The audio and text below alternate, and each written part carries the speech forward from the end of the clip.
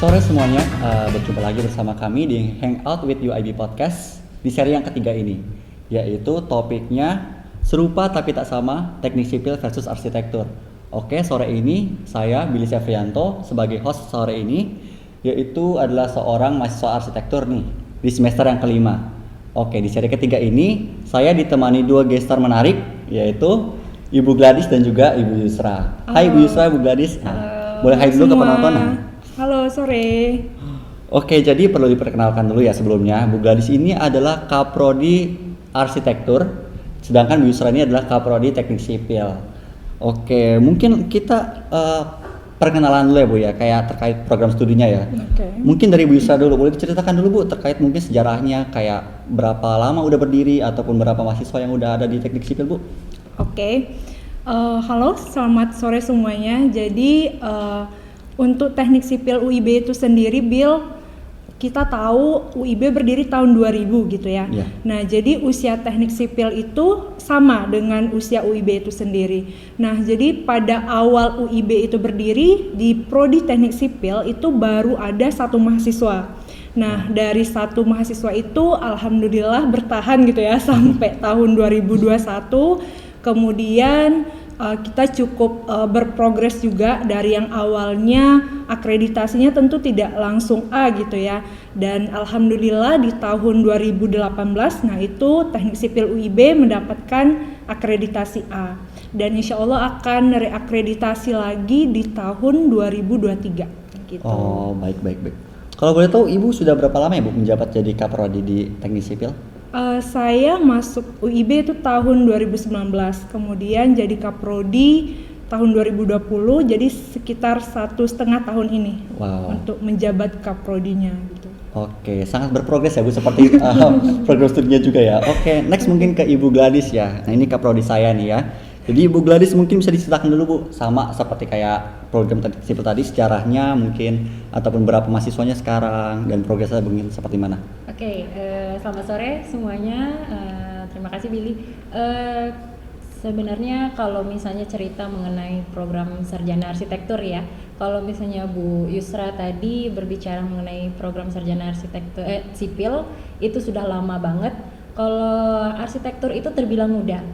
Jadi Billy tahu sendiri ya bahwasanya Billy angkatan pertama arsitektur itu berdiri di 2018, namun operasionalnya itu beroperasi di 2019. Jadi mahasiswa kita itu baru 3 angkatan di 2019 sampai 2021 ini, dan jumlah mahasiswa itu kita memiliki 85 mahasiswa. Kalau misalnya sipil jauh ya 500 orang, jadi kalau misalnya arsitektur masih muda banget, masih sedikit nih mahasiswanya. Nah, arsitektur juga baru kemarin akreditasi pertama kali, yaitu kita mendapatkan nilai baik. Jadi harapannya juga kedepannya nanti dari mahasiswa-mahasiswa ini datang lagi banyak gitu ya yang mendaftar ke arsitektur UIB, terus nanti ada lulusan, terus kita nanti akan reakreditasinya sama dengan punya sipil begitu. Oke. Kalau boleh tahu juga Ibu udah berapa lama nih Bu jadi Kaprodi di arsitektur? Nah, kalau misalnya arsitektur ini karena masih muda, jadi saya juga, kalau Bu Yusra kan udah 1,5 tahun ya. Kita kalau saya ini baru hampir menjajaki setahun gitu, jadi masih baru banget gitu. Baik. Oke, mungkin kita langsung ke pertanyaan selanjutnya aja ya Bu ya. Kita langsung ke pertanyaan yang ditunggu-tunggu nih, ke topiknya langsung nih, teknik sipil versus arsitektur. Mungkin dari Bu Yusra dulu nih, kira-kira apa Bu perbedaan teknik sipil arsitektur? Kan orang tuh mungkin banyak bertanya-tanya tuh kan, bedanya apa ya, sama-sama bangunan, sama-sama gambar kah, sama-sama semen kah gitu kan. Mungkin seperti itu ya. Mungkin dari Bu Yusra dulu bisa memberikan tanggapannya terkait hal ini. Oke.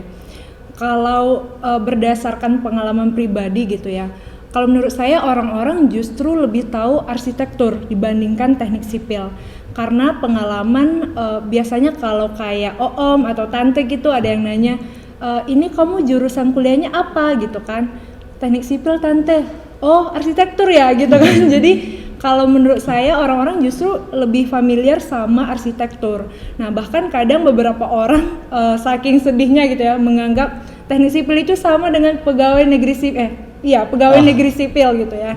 Nah, jadi kalau kita lihat perbedaannya kalau misalnya kita jabarkan per poin gitu ya, itu lumayan banyak gitu. Misalnya kayak orang arsitektur itu fokusnya ke desain gitu ya, ke estetika. Kalau orang sipil lebih fokusnya bagaimana struktur bangunannya kuat, kemudian bagaimana di dalam struktur itu kita nanti menghitung, ada hitungannya gitu ya. Nah, tapi kalau sebenarnya kita jabarkan secara ringkas, teknik sipil itu lebih membahas komponen strukturnya, misalnya dari pondasi, dari kolom, kemudian sloof, bahkan material atapnya gitu ya.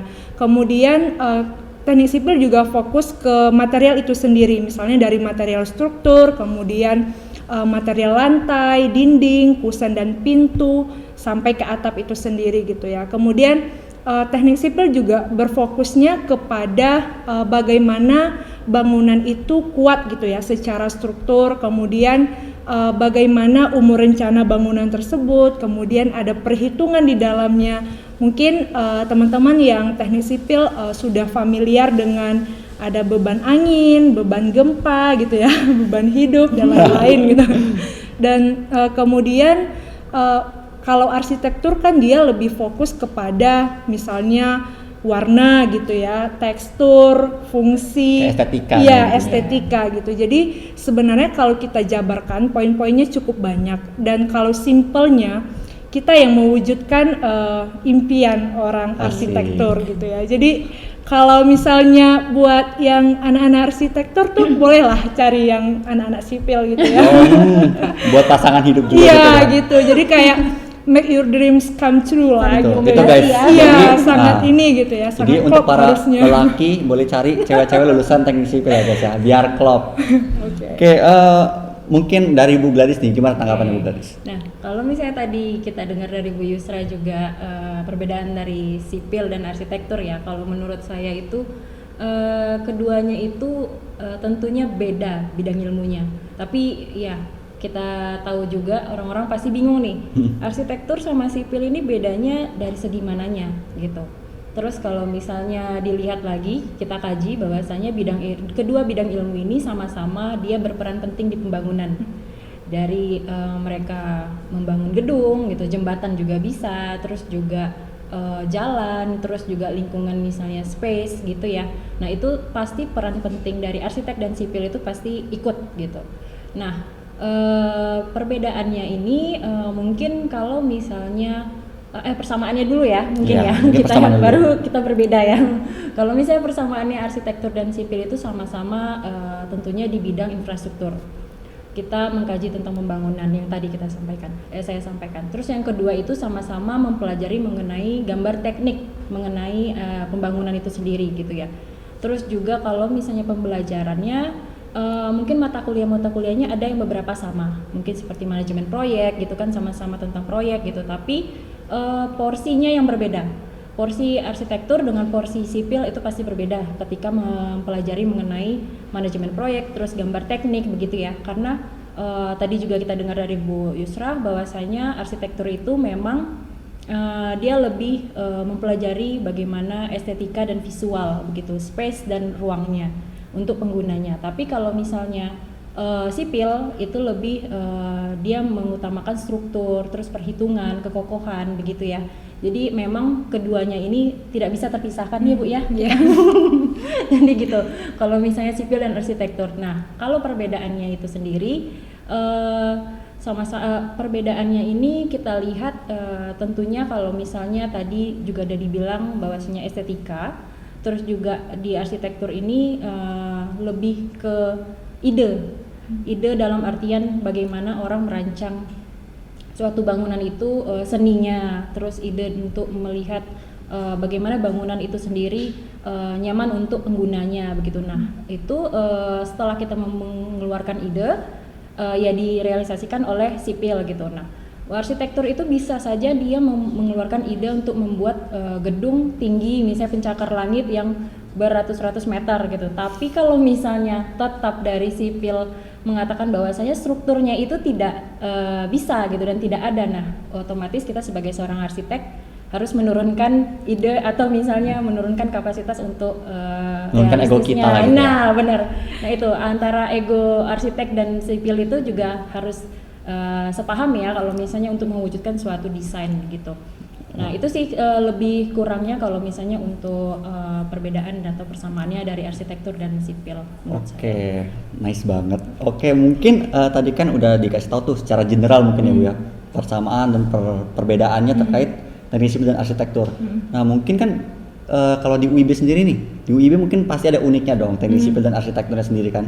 Mungkin dari teknik sipil mungkin ada nggak Bu keunikan teknik sipil UIB gitu? Kalau sebenarnya secara general gitu ya, teknik sipil itu unik karena ilmu kita itu berkembang sesuai dengan peradaban manusia itu sendiri. Misal kayak dulu kita tahu kok bisa ya orang bangun candi, tapi kan dulu nggak ada teknik sipil gitu ya, tapi orang bisa bangun konstruksi itu gitu. Dan jalan pun sama, dari jalan setapak sampai sekarang jalan udah bukan hanya fungsi sebagai infrastruktur lagi, tapi karena campur tangan orang arsitektur juga sudah menjadi ikonik gitu ya. Jalan itu udah masterpiece juga sekarang gitu. Nah, jadi keunikan teknik sipil itu sendiri sebenarnya ilmu kita sesuai dengan peradaban manusia itu sendiri. Nah, semakin lama ilmu kita akan berkembang mengikuti perkembangan zaman gitu.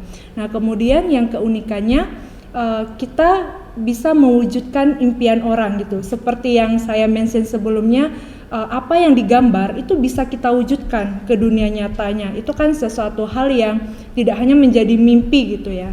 Nah, dan untuk teknik sipil UIB itu sendiri, kebetulan karena kita berada di daerah kepulauan gitu ya, tentunya kita memang fokusnya bagaimana nih kontribusi kita terhadap daerah kita sendiri, terutama Kota Batam, di mana diharapkan engineer-engineer nih yang nanti lulusan teknik sipil UIB memberikan kontribusi terutama ke daerah-daerah hinterland gitu ya. Kalau di Batam kan daerah hinterlandnya itu ada Galang, Bulang sama Belakang Padang gitu ya, itu termasuk daerah hinterland. Bagaimana nanti infrastrukturnya, kemudian kita menghubungkan antar pulau utama gitu ya di Batam sama pulau-pulau penyangga yang ada di sekitarnya. Jadi diharapkan kontribusi engineer terutama teknik sipil dalam membangun infrastruktur yang ada di Kota Batam.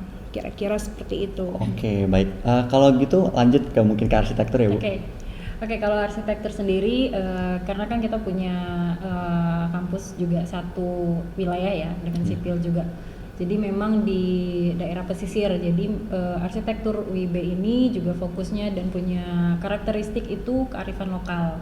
Jadi memang kita memperhatikan bahwasanya lokasi kita juga fokusnya berada di pesisir. Terus juga tentunya kontribusi dari arsitek-arsitek atau mahasiswa arsitektur UIB, bagaimana cara nanti lulusannya bisa berkontribusi untuk mengembangkan daerah pesisirnya yang ada di Kepulauan Riau ataupun khususnya Batam juga gitu. Nggak jauh beda dari sipil, karena kan kita sebenarnya sipil dan arsitek kan satu fakultas, teknik sipil dan perencanaan. Jadi tentunya dengan visi misinya juga selaras begitu ya untuk prodi arsitektur dan prodi sipil begitu. Oke, ya tadi seperti yang dimention Bu Yusra sebelumnya ya, keluarga ya terikat ya. Iya, memang kita nih kebetulan kan di satu fakultas juga, jadi otomatis pasti ya harus selaras juga untuk visi misinya. Oke, nah mungkin adik-adik SMA nih, itu kan masih pada bingung tuh mungkin kan. Kira-kira ada nggak tips gitu untuk adik-adik nih biar nggak bingung? Mereka kan mungkin, aduh mau arsitektur, tapi apa teknik sipil ya? Arsitektur. Nah gitu kan mungkin ada yang bingung juga kan. Jadi mungkin dari Bu Yusra atau Bu Gladys ada tips ya? Mungkin dari Bu Yusra dulu. Kalau menurut saya ya, karena saya teknik sipil, jadi untuk menjadi seorang engineer di arsitektur menurut saya butuh jiwa seni gitu ya.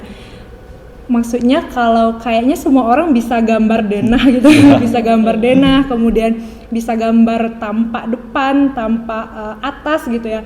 Tapi kalau seni kan emang harus ada harus jiwanya tuh emang betul. Bagaimana kalau misalnya dia kayak melihat suatu fenomena atau kayak landscape gitu ya, dia menuangkan ke dalam gambarnya gitu. Langsung terbesit di pikiran gitu ya. Kalau orang sipil kan yang dilihatnya, oh ini strukturnya gimana ya, kok ini bisa gitu kan. Jadi buat adik-adik yang memang memiliki jiwa seni gitu ya, itu lebih baik masuk arsitektur. Kemudian kalau memang dia lebih ke logika, kemudian suka hitungan, karena sebenarnya di teknik sipil memang di awal itu ada gambar teknik Bill. Nah, cuman pada prosesnya yang lebih banyak itu adalah bagaimana cara menghitung suatu struktur bangunan tersebut gitu. Dan kemudian untuk gambar pun yang di awal biasanya ada yang manual gitu ya, ada yang AutoCAD gitu. Jadi untuk gambar sendiri sebenarnya bukan berarti anak sipil nggak bisa gambar gitu ya, cuman gambar anak sipil lebih ke poin-poin strukturnya lebih aja. teknikal. Iya. Jadi kalau adik-adik minatnya lebih bakatnya misalnya kayak punya ide gedung yang belum ada gitu ya, kayaknya masuk arsitektur aja. Tapi kalau lebih suka ke logika, analitikal, kemudian teliti gitu ya, nah itu sarannya masuk ke teknik sipil aja. Oke, gitu ya adik-adik ya. Mungkin lanjut ke Bu Gladys nih biar tambahan mungkin kalau misalnya tips untuk adik-adik yang masih bingung nih arsitektur dengan sipil, mungkin tambahan sedikit untuk keunikan mungkin ya, kenapa arsitektur dengan sipil ini harus kita lihat juga bagaimana apa sih keunikan dari masing-masingnya. Nah sebenarnya kalau misalnya kita sebagai arsitek kita bisa sebenarnya tidak bersama sipil, tapi ada kekurangan bahwasanya nanti ada ketimbulannya keborosannya gitu ya dari bahan dan lain-lainnya, karena kan itu kan memang in charge-nya dari si sipilnya gitu. Dan sipil juga bisa, tapi mungkin kalau sipil yang membangun sendiri tanpa arsitek mungkin bangunannya bisa monoton gitu ya, terus juga estetiknya itu tidak ada ilmu yang campur tangannya dari arsitektur gitu. Nah mungkin tips dan triknya untuk adik-adik sekalian tuh benar kata Bu Yusra, kalau misalnya memang mempunyai passion di seni gitu ya, terus juga suka bagaimana caranya membuat konsep perencanaan, dalam artian ide-ide desain-desain bangunannya itu dari warna, terus juga nanti mempelajari bagaimana space, ruangnya, terus juga perilaku manusianya, karena di arsitektur kita akan mempelajari itu gitu ya. Itu bisa nanti masuknya ke arsitektur. Tapi kalau misalnya memang real untuk bagaimana manajemen proyek langsung ke lapangan, terus juga bagaimana perhitungannya dan logikanya, itu memang langsung fokusnya ke teknik sipil Betul. gitu kan. Tapi memang nggak bisa kita satu sama lain, arsitek dan sipil nggak bisa dipisahin gitu, karena selalu kalau misalnya pembuatan bangunan, pembuatan rumah saja lah gitu, itu pasti sipil ada kontribusinya gitu, dari pengawasan dan lain-lain sebagainya. Nah tentunya itu dari hasil kerjanya arsitek dahulu, baru kita diskusi bersama sipil untuk pembangunannya gitu ya. Yes, betul. Gitu. Oke, terima kasih dulu nih atas tips and triknya untuk adik-adik sekalian. Oke, untuk teman-teman kalau ada pertanyaan boleh di drop di kolom komentar, nanti akan dibacakan dan dijawab oleh kedua guest star ini. Oke, mungkin kita lanjut dulu nih sedikit lah, kayak perkenalan terkait prodi-prodi di UIB nih kan. Jadi mungkin dari Bu Yusra dulu, selama ini kayak teknik sipil tuh ngapain aja sih Bu di sini gitu? Prodi teknik sipil tuh ngapain aja, kegiatan mahasiswanya apa aja mungkin? Biar kelihatan nih serunya di mana gitu kan, biar teman-teman ini agak tertarik gitu. Oke. Kalau untuk di teknik sipil UIB sendiri, nanti kalau di SMA itu ada mata pelajaran gitu ya Bill.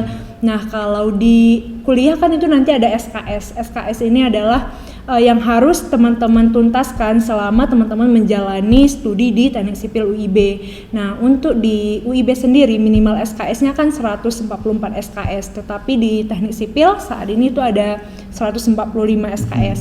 Nah di teknik sipil UIB itu sendiri teman-teman mungkin mengetahui hanya general gitu ya teknik sipil, tapi sebenarnya ada konsentrasi Bill di dalam teknik sipil itu sendiri, seperti struktur, transport, kebetulan saya sendiri transport, kemudian ada sumber daya air, kemudian geoteknik dan manajemen konstruksi. Nah nanti setelah, jadi mata kuliahnya itu dibagi menjadi basic science, engineering science, sama design engineering. Nah untuk awal adik-adik belajar basic science, di mana adik-adik belajar matematika, fisika, kimia. Nah karena nanti kita akan fokus kepada perhitungan gitu ya. Nah kemudian di semester 2 atau 3 teman-teman mulai masuk ke mata kuliah inti teknik sipil. Nah itu biasanya masih gabungan semuanya dari kelima konsentrasi tersebut. Nah kemudian nanti ketika sudah mulai semester 5, semester 6 gitu ya, nah itu fokus kepada misalnya nih adik-adik Bu kayaknya saya nggak terlalu suka ngitung deh. Ya udah saya maunya di manajemen konstruksi aja Bu, yang memanage orang-orang gitu ya. Nah kalau manajemen konstruksi kan dia nanti memperhitungkan biaya, mutu gitu ya, bagaimana materialnya. Nah jadi di teknik sipil UIB itu sendiri nanti adik-adik juga akan ada praktikum nih Bill. Jadi misalnya praktikum beton atau praktikum perkerasan jalan raya. Nah, bagaimana adik-adik menghasilkan mutu beton yang sesuai dengan standar yang telah ditetapkan. Nah, begitu juga dengan perkerasan jalan raya. Nah, untuk adik-adik yang misalnya tertarik nih di bidang lab gitu ya, adik-adik juga bisa bereksperimen misalnya untuk mengganti material tertentu gitu ya dalam konstruksi bangunan. Adik-adik bisa mengeksplor, oh ternyata yang ini belum ada yang makai loh, misalnya kayak cangkang kelapa sawit gitu ya, atau misalnya kayak fly ash dan lain-lain. Nah, itu juga adik-adik bisa mengeksplorasi, atau misalnya adik-adik mengambil misalnya kayak survei lalu lintas. Nah, dan itu biasanya udah semester akhir. Dan di teknik sipil UIB itu ada namanya program MBKM, di mana adik-adik bisa magang di luar kampus itu 1 semester sampai 2 semester, di mana nanti adik-adik akan diakui 20 SKS-nya, kemudian adik-adik nggak perlu datang ke kampus. Jadi nanti dia full time di lapangan, dia mendapatkan real experience bagaimana bekerja di proyek, tetapi dia tidak ketinggalan mata kuliah. Nah, dan itu adik-adik mendapatkan salary, kemudian ada fasilitas transport, uang makan dan lain-lain. Jadi kira-kira kalau adik-adik tertarik untuk join ke teknik sipil UIB, nanti bisa hubungi saya untuk lebih lengkap. Nice, kalian promosi. Oke. Oh iya Kak, ada pertanyaan nih. Pertama itu ada pertanyaan, kalau mau masuk teknik sipil atau arsitektur harus pintar matematika nggak ya Kak? Nah ini yang sering tanya ini sama anak-anak SMA nih. Waktuku juga kayak gitu sih dulu. Kayak pintar MTK bisa nggak ya gitu karena mungkin dari Bu Yusra dulu. Jujur kalau dari saya sendiri, saya tidak terlalu pintar saya tidak terlalu pintar matematika gitu ya, tapi alhamdulillah survive sampai lulus gitu ya Bill di teknik sipil gitu. Dan alhamdulillah ya. Jadi sebenarnya adik-adik jangan khawatir kalau misalnya berasal dari jurusan nih, biasanya kan ada yang dari jurusan bahasa, kemudian ada yang dari SMK gitu ya. Kebetulan alumni UIB juga banyak yang berasal dari SMK nih, otomatis dia ada yang SMK yang khusus gitu ya, yang dia nggak belajar matematika, tapi alhamdulillah untuk IPK kemudian dia bisa mengikuti pelajaran dengan baik gitu ya, karena nanti kan learning by doing gitu ya, mereka pasti juga akan sharing juga gitu kan sama teman-temannya. Nah dan adik-adik nggak usah khawatir, matematika memang penting gitu ya, karena saat ini memang basic science di mata kuliah teknik itu menjadi salah satu kriteria. Nah nanti ada kalkulus 1, kalkulus 2, kalau saya dulu sampai kalkulus 4 Bill. Terus kalkulus 4 apa kalkulus 2 ya dulu? Udah lupa kan? Udah lupa gitu. Nah jadi nggak usah khawatir, jadi teman-teman akan diajarkan juga, nanti juga bisa learning by doing, kemudian beradaptasi dengan teman-teman yang lain, itu juga akan sangat membantu. Jadi nggak usah khawatir Bill. Oke, betul, jangan khawatir guys, tetap semua itu tentang effort ya, progress. Dari yang nggak bisa jadi bisa. Itu kan manusia namanya ya, belajar terus kan dari waktu ke waktu, betul dong. Oke, ini ada pertanyaan selanjutnya, kegiatan apa aja yang seru nih di teknik sipil dan arsitektur? Mungkin dari arsitektur dulu kali ini. Kalau kegiatannya yang seru sejauh ini ya, kalau kita punya studio, betul. Kita punya studio. Jadi teman-teman juga tahu ya, kalau misalnya teknik arsitektur itu nanti kita belajar mengenai perancangan, membuat maket, terus juga kita ngedesain, terus nanti kita di studio juga bareng-bareng sama teman-teman gitu kan. Terus juga kita ada kayak join program juga sama kampus-kampus luar negeri gitu kan, itu juga jadi pengalaman yang bagus ya buat teman-teman semua nantinya. Nah juga kalau misalnya sedikit menyinggung, teman-teman pasti di sana juga banyak bertanya bahwasanya masuk arsitektur harus pandai gambar nggak? Nah itu pasti ya, kalau misalnya yang masih bingung, jawabannya tidak. Karena dulu juga sama dengan Bu Yusra ya, tidak perlu pandai gitu. Matematika. Ujungnya lulus juga gitu ya. Itu namanya proses gitu. Nah, nanti kan di perkuliahan akan dipelajari bagaimana cara gambar teknik, bagaimana cara kita menggaris gitu ya, terus juga perspektif dan lain sebagainya, sketsa. Nah, itu akan dipelajari.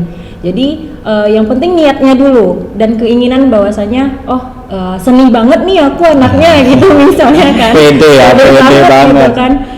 Aku tuh pengen masuk arsitek gitu kan, tapi nggak pandai gambar, nggak apa-apa masuk aja dulu gitu kan. Abis itu ya nanti kan belajar sembarinya waktu pasti belajar kayak gitu. Itu sih kalau misalnya dari arsitektur. Mungkin juga seperti pameran gitu ya kan, iya. tahunan seru banget ya, rame-rame. Karena kita juga ada pameran, terus dari hasil-hasil desain-desain mahasiswa itu di studio kita pamerkan secara virtual dan offline juga ya. Iya. Udah pernah kita lakukan. Nah, kedepannya juga rencananya kalau misalnya arsitektur itu nanti ada kolaborasi bersama kampus-kampus luar, nasional ataupun internasional gitu. Oke, mungkin dari teknik sipil kali ini Bu, apa sih yang seru dari teknik sipil di UIB gitu? Nah, kalau selain MBKM itu Iya. ya, MBKM itu salah satu program yang menjanjikan gitu ya. Menjanjikan masa depan. Iya, menjanjikan masa depan karena adik-adik dengan ikut program MBKM itu, adik-adik bisa diangkat jadi karyawan tetap, Bil. Kalau misalnya kamu good gitu ya, dan atasannya suka, nah itu kamu bisa langsung diangkat sebagai pegawai tetap. Nah, selain itu, kita beberapa tahun sebelum pandemi, Bill, itu ada mahasiswa Prancis dari Savoie Mont Blanc University. Nah, itu dia internship ke sini. Nah, dan di sana kita bisa melakukan project collaboration. Nah, kemudian yang tahun ini ada 2 orang mahasiswa teknik sipil yang ke Taiwan kayak join program 3+2, jadi nanti mereka akan mendapatkan 2 gelar gitu ya. Dan kalau selama proses belajar mengajarnya sebelum pandemi, misalnya kayak kita belajar mata kuliah pelabuhan gitu ya, karena kita ada di kota yang pelabuhannya cukup Pesisir. banyak ya gitu ya, jadi kita akan langsung ke pelabuhannya gitu, Bill. Jadi kayak kuliah lapangannya juga ada. Terjun ke lapangan. Iya, jadi nggak melulu di kelas gitu ya. Kalau nggak di kelas, di lab atau di lapangan gitu. Bosan ya. banget kan di kelas pasti ya. Bosan. Terus kayak bendungan, Bill. Kita kemarin terakhir juga sempat mengunjungi Segong gitu ya. Nah, kemudian waduk juga cukup banyak, itu juga masuk ke mata kuliah sumber daya air. Jadi di teknik sipil karena diutamakan experience gitu ya. Jadi kita tidak hanya melulu di kelas, dan di kelas pun diusahakan jangan hanya dosen gitu ya. Nanti nggak ada bedanya adik-adik di SMA sama di kuliah gitu. Nah, jadi untuk di teknik sipil itu sendiri explore sih yang lebih banyak. Nah, itu juga kembali lagi kepada adik-adiknya gitu ya. Kalau saya dulu agak nyesel nih, Bill, karena kayak kupu-kupu gitu ya, kuliah pulang, jadi nggak terlalu banyak explore waktu kuliah. Nah, kalau sekarang dengan platform yang sudah canggih gitu ya, adik-adik harusnya lebih bisa mengeksplorasi ilmu-ilmu selain yang didapatkan di bangku kuliah itu sendiri. Iya, jadi ya singkatnya serunya arsitektur tuh ya seperti kayak rame-rame nggak desain, pameran gitu kan. Kalau teknik sipil ya studi lapangannya tuh seru Iya. banget, pergi ke bendungan. Jadi kayak mendapatkan experience secara langsungnya gitu kan. Oke, langsung ke pertanyaan selanjutnya nih Kak. Ada untuk arsitektur nih. Kalau anak IPS kira-kira sulit gak ya masuk arsitektur? Jawabannya tidak. Oh, enggak. Ya, karena balik lagi kan bahwasanya nggak mesti harus anak IPA semua yang masuk ke arsitektur. Karena juga kita di situ belajar mengenai desainnya kan langsung dari awal. Dari benar-benar satu garis itu semuanya mau IPA mau IPS yang masuk itu akan mempelajari gitu. Bagaimana caranya perspektif, bagaimana caranya menarik garis gitu kan. Nah, itu pasti akan dipelajari gitu sih kalau misalnya IPS. Jadi jangan usah takut kalau yang IPS. Iya, kalau anak mau IPS masuk, jangan kabur anak IPS ya. silakan, jangan kabur, jangan mikir ini cuman anak IPA doang nih yang bisa iya. masuk. Tapi bisa kok kalau IPS bisa masuk. Karena kan dari awal kita langsung ke desainnya dari awal Yes. juga kan, nggak tiba-tiba langsung ngeloncat Iya. bikin gedung rumah 2 lantai gitu kan. Iya. Jadi nggak usah khawatir. IPS pun kita nggak hitung matematika sampai kalkulus 4 seperti teknik sipil. Jadi nggak apa-apa, join aja. Oke, langsung ada pertanyaan lagi. Ada beasiswa nggak Bu di teknik sipil dan arsitektur UIB? Nah, ini terkait beasiswa Bu. Mungkin bisa diberikan pendapat sedikit dari Bu Yusra? Kalau untuk beasiswa kita memang dari UIB gitu ya, untuk semua prodi, malah kalau di UIB tidak hanya ATS dan arsitektur, kita memang ada beasiswa bidik misi, kemudian ada prestasi, beasiswa cemerlang gitu ya. Nah, di mana itu seleksi beasiswanya tergantung dari nilai adik-adik. nilai adik-adik waktu di SMA, kemudian nanti ada tesnya juga nih Bil, tesnya bagaimana, kemudian prestasi. Nah biasanya kalau prestasi adik-adik aktif nih selama di SMA, misalnya juara Olimpiade Matematika, juara, nggak apa-apa nggak selamanya akademis, bisa juga misalnya juara lomba main gitar gitu atau ngeband atau basket gitu ya. Nah itu sangat bermanfaat untuk memperoleh beasiswa tersebut. Dan biasanya ada lagi nih keuntungannya kalau kuliah di UIB Bil. Adik-adik juga bisa kayak Billy nih ya, kayak Billy kan dia kuliah sambil kerja gitu ya Bil. Betul. Kemudian Billy juga mendapatkan salary ya Bil. Jadi selain kuliah juga bisa buat jajan sendiri gitu. Jadi kalau misalnya adik-adik mendapatkan beasiswa di UIB itu juga mungkin ada semacam persepsi nih Bil kalau kuliah di UIB mahal gitu ya. Betul. Padahal kalau misalnya ada mendapatkan beasiswa tersebut, nah itu justru ini ya Bil, bisa dapat plusnya iya, bisa dapat juga, plusnya. gitu. Jadi Keuntungannya ada banyak. Jadi teman-teman nggak usah khawatir nih atau nggak mau masuk IB nanti biaya kuliahnya mahal. Padahal sebenarnya teman-teman banyak banget beasiswa yang kuotanya biasanya malah nggak ada yang ngisi gitu. Nah jadi ini kesempatan buat adik-adik untuk join untuk mendapatkan beasiswa UIB. Mau dimanapun, mau di manajemen, mau di sipil, mau di arsitektur, ya, semuanya ada. Iya. Oke, lanjut lagi, ada pertanyaan lanjut nih. Mungkin gara-gara tadi singgung-singgung internasional gitu ya. Jadi ada nih, program double degree atau 2+2 TS itu gimana caranya? Nah, ini untuk TS nih, Bu Yusra. Oh, kalau yang program 3+2 gitu ya. Nah, itu biasanya ada nanti kita punya International Relation Office gitu ya. Ada AIRO namanya adik-adik. Nanti dari AIRO itu dia menawarkan misalnya nih kayak kemarin itu MCUT gitu ya, universitasnya di Taiwan. Nah, kemudian nanti adik-adik tinggal join. Misalnya kayak Bu, saya berminat nih Bu untuk mengikuti program ini. Nah tentunya sebelum mengikuti program tersebut kita akan lihat IPK-nya berapa. Tentu pasti akan ada screening gitu. Tapi sebenarnya itu ada propose dari prodi dulu, kemudian nanti kita screening bagaimana IPK adik-adik, kemudian bagaimana sikapnya gitu ya selama kuliah. Karena kita juga akan menilai gitu, tidak hanya pintar, attitude-nya bagaimana. Nah tapi overall tidak ada yang kualifikasi yang adik-adik bakalan sulit masuk itu enggak. Malah dari prodi akan sangat senang apabila ada mahasiswa yang ingin join program tersebut. Jadi support ya. Iya, sangat support gitu. Jadi kita tidak ada sebenarnya kualifikasi yang gimana-gimana gitu, tapi yang memang yang attitude sama skill akademik gitu ya, itu sudah sepaket seharusnya. Jadi gitu. besar lah kesempatan. Besar, biasanya itu di semester 5 atau semester 6 gitu kan. Jadi adik-adik punya space sampai nanti untuk lanjut ke masternya gitu. Karena juga banyak ini ya kerjasamanya UIB tuh ke luar negeri kayak misalnya teman-teman yang mau ke Korea mungkin ketemu K-popnya, mau ketemu opa-opa gitu ya. Nah itu bisa, karena kemarin ada kan dari AIRO-nya juga menawarkan bahwasanya mahasiswa yang mau ke Korea gitu kan. Nah itu juga kesempatan nih buat teman-teman yang mau jalan-jalan sekalian tapi belajar ya. Betul. Gitu. Jadi menimba ilmu sekaligus tonton konser mungkin. Iya. Kalau saat ini kan lebih mudahnya karena nggak ada transport sama living cost gitu ya. Jadi masih online gitu. Oh, mungkin yang 3+2 tadi itu kurang jelas Bu Yusra. 3+2 itu apa sih sebenarnya 3+2? Jadi 3 tahun mereka di UIB gitu ya, 2 tahun mereka di universitas yang di luar negeri tersebut. Nah jadi nanti setelah lulus mereka mendapatkan 2 gelar nih Bil. Misalnya nih kalau kayak di sipil dia dapat gelar ST. Kalau misalnya di luar beberapa ada gelarnya MSc gitu ya, Master of Science gitu. Nah jadi nanti dia dapat 2 gelar nih adik-adik dalam waktu 5 tahun. Nah adik-adik mendapatkan 2 gelar tersebut. Jadi nanti adik-adik juga wisuda di kampusnya yang di luar negeri gitu ya.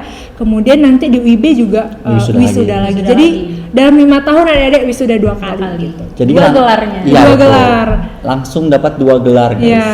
Gitu. Jadi itu makna 3+2 tadi. Iya, gitu 3+2 3 tahun di UIB, 2 tahun di universitas yang di luar negeri tersebut. Jadi itu balik lagi ke kita lagi guys, kalau kita tetap berprogres, kita tetap semangat kuliahnya, ada IPK-nya juga kita tuntut tinggi terus gitu kan, tetap aktif kegiatan kampus, ya itu kemana aja kita bisa gitu, mau ke Korea, ke mana kah, kemana gitu ya, yang penting kitanya tetap serius gitu. Nah mungkin untuk kualifikasi beasiswa pun ya tadi balik lagi ke prestasi ya, ke prestasi kita waktu SMA. Tapi jangan juga kita masukin prestasi waktu TK, gitu kan nggak mungkin, Jauh gitu. ya, Terlalu jauh. jauh. Jadi itu ya, tetap semangat untuk adik-adik sekalian yang masih di SMA sekarang, ya belajarlah dengan serius, raih kualifikasi kalian sebanyak mungkin. Nanti ke UIB dapetin beasiswa sebesar-besarnya gitu kan. Oke, mungkin sekarang saya ringkas dikit nih terkait diskusi kita hari ini ya, terkait serupa tapi tak sama, arsitektur versus teknik sipil. Jadi kalau dari diskusi tadi singkatnya itu arsitektur itu perancangnya, teknik sipil adalah pewujudnya gitu kan, Iya, yang mewujudkannya. Tadi mewujudkan. kayak apa, makes dream come true ya. Nah, jadi istilahnya kalau adik-adik sekalian itu bingung nih kan, arsitektur, teknik sipil, aduh mau apa ya?